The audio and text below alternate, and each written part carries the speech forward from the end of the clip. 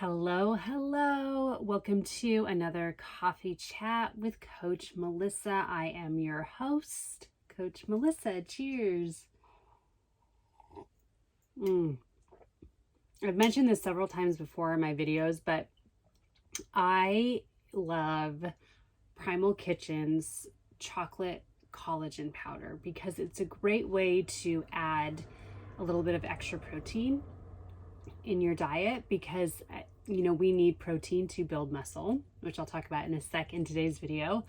But we also, as women, for a lot of women I talk to, myself included, and yes, I talk to myself, but it's really difficult for us to get a lot of protein from like meat and eggs and other sources. So that's why I really am a big fan of a really clean like protein powder. So I choose the collagen powder. Sometimes I do unflavored. Sometimes I do chocolate. Sometimes I do vanilla. It just kind of depends on what I'm in the mood for. By the way, I am working on a pumpkin spice latte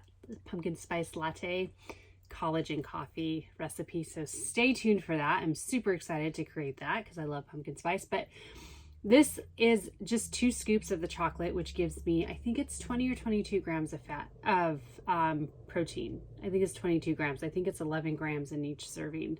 So I use 2 scoops.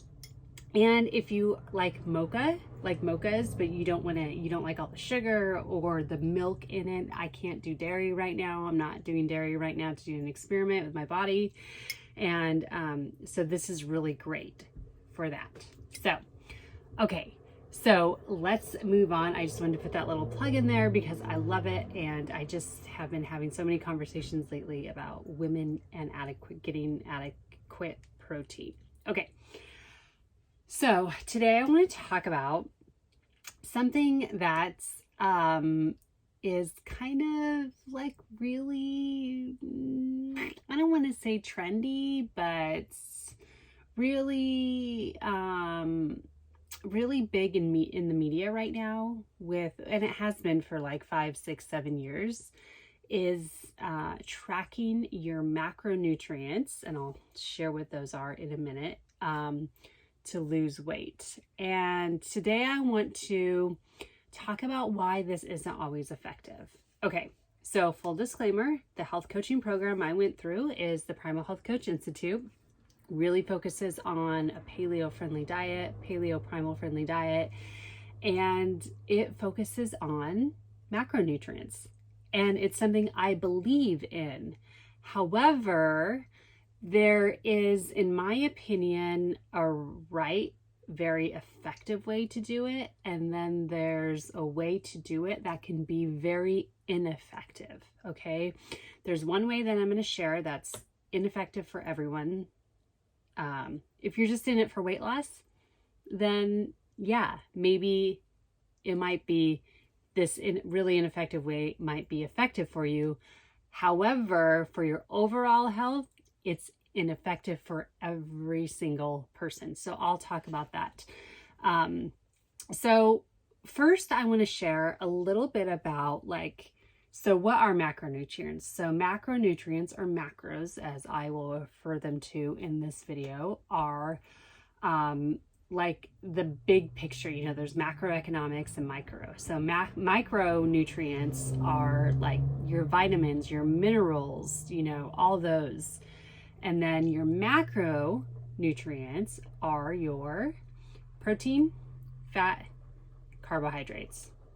Those are the 3 macros that we're going to talk about, really the only 3 macros. And so I want to talk about that today. And first I want to share a little bit about kind of like how our bodies process these individual macronutrients. And so first of all, I just want to say, just really be super clear again and really emphasize this, that there's no one size fits all when it comes to tracking your macros or just macros in general, okay? Keto is a way to lose weight if it works for your body type, okay? sometimes it doesn't.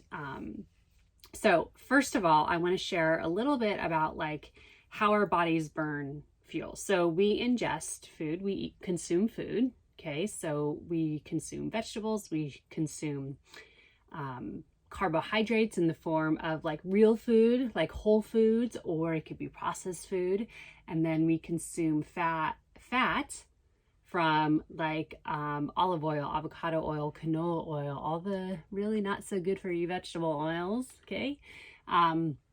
So we consume fats that way, and then the protein you get it from tofu if you're plant-based, which fermented tofu is actually a really good source of protein. You get it from legumes. Legumes can be a good source of protein. They also have a good amount of carbohydrates in there if you're looking for more carbs and protein if you're plant-based. And we have eggs, we have chicken, poultry, seafood. Wild-caught salmon is a really great source of protein. So those are the different kinds. So we consume those. And as we consume these, so what our bodies do is our bodies go to work after we eat a meal to burn all the carbohydrates we consume. Starchy vegetables, non-starchy vegetables, breads, pastas. If it's a carbohydrate, our body will go to work to burn it first. Now, if you're drinking alcohol with that, it will burn the alcohol first before the carbohydrates, because it sees the alcohol as a poison, so it needs to get rid of it immediately. Our bodies are very, very smart. It knows what to do. It knows how to get rid of the toxins, okay? It's just what we do with what we consume with the toxins that make a difference. So, okay, so your body burns carbohydrates, and then it goes to work to burn any additional fat that you consume. This includes healthy fats. But I just want to be perfectly clear is that, if you consume we'll say like potatoes. Potatoes are a really great starchy carb that I consume on a regular basis. Bananas, fruits, because it's a really great source to replenish your glucose stores, which is a storage form of carbohydrates, because sometimes we need that depending on your activity level. If you're very active like I am, your body needs to replenish the glucose. I'm not saying you need to just eat I don't eat like a big bowl of potatoes or anything like that, but I do have them, and I do have some starchy vegetables. So now that's not the case with everyone, though. I want to be perfectly clear. Okay. So our bodies, they store the carbohydrates or they burn the carbohydrates, and then they burn the fats. But if you're eating a lot of fat or a high carbohydrate diet, like I'm saying, and this is different for everyone, over 250 to 300 grams of carbs a day. That's a lot of carbohydrates. And if you're eating a lot of processed foods, a lot of breads, a lot of pastas, you're probably consuming this many carbohydrates in one day. Now, I can't say that for sure. I don't know how much you eat, your portion sizes, but you probably are. And so when you eat these, your body will burn all the carbohydrates. And if it's done burning calories, we're good. We've burned off all the carbohydrates that we need to function, just our daily, our organ function, just daily moving, all the processes within our bodies utilize energy. They need calories. So they'll tap into the carbohydrates. After that, what happens to the carbohydrates is they get stored as fat in your body. And then, so not only are the the excess carbs being stored as fat in your body, triglycerides is a storage form of fat, but the fat that you ate is also being stored. So it's kind of like a double whammy in a way. And so this is where really, from a scientific perspective, tracking your macros and eating a low carb diet, can be beneficial because that's what our bodies want. Okay. So, and then the protein is rarely used as energy. It's really used to kind of to rebuild muscles and to maintain muscles. Okay, maintain our muscle. And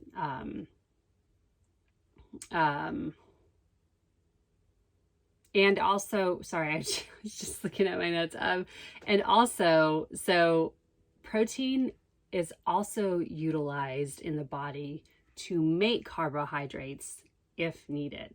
So there's a process called gluconeogenesis where protein, your body will break down the protein, like either from protein you consume or your lean muscle, pointing to my leg, your lean muscle, which is what we don't want. And then break it down into carbohydrates if your body's like, you know what, I think I need a little bit of carbs and you're not eating enough, so I'm just going to take some protein. I'm going to break it down. I got this. I'm going to do it myself. I got this, guys. That's what your body says. So does that make sense? Is that clear? I know it could be a little confusing. All this biology and the science stuff, trust me, I get confused by it myself, and this is what I do for a living. But so simply put, our bodies burn alcohol first, carbohydrates, and then fats, and then that stores the protein to rebuild muscle, maintain muscle, all that good stuff, make more carbohydrates if needed. So, and then also our body has limited storage for carbohydrates, glucose, which is a storage form of carbohydrates. And that's where like weight gain comes into play, and diabetes, type 2 diabetes comes into play because there's just too much of the glucose like running around in your bloodstream, and it just wreaks havoc. Okay.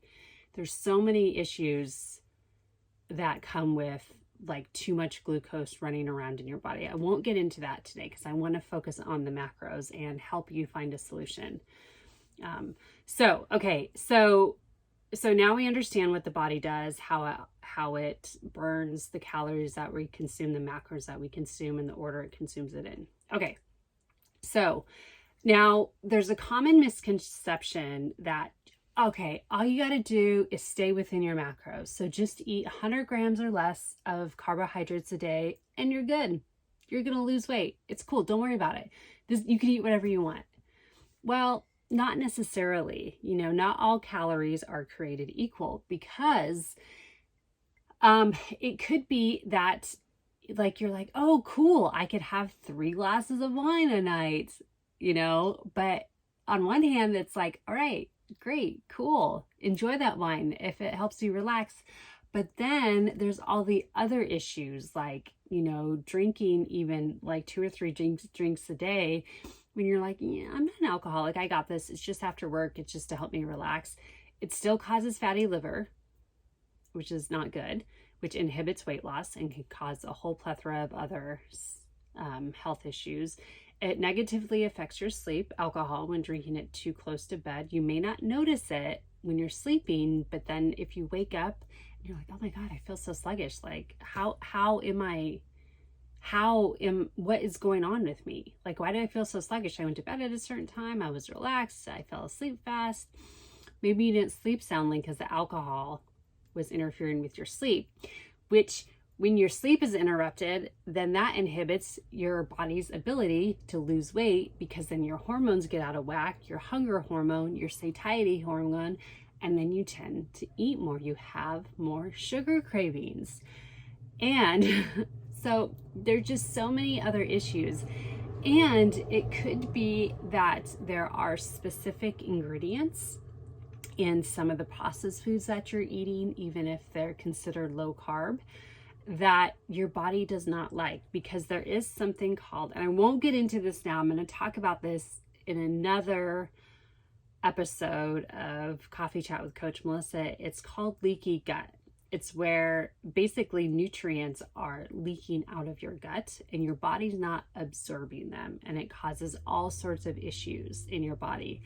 And that's where getting tested for food sensitivities comes into play, which that's what I am currently in the process of. I'm just waiting for my results to come back, which I will share more about in another video. And I have a connection for you if you are interested in that.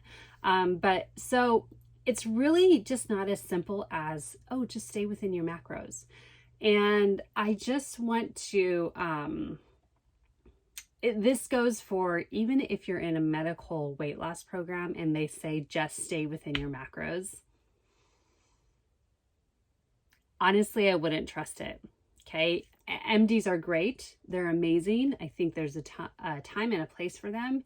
But when they're telling you not to focus on the quality of food, they're just like the quantity, just focus on the quantity of your macros.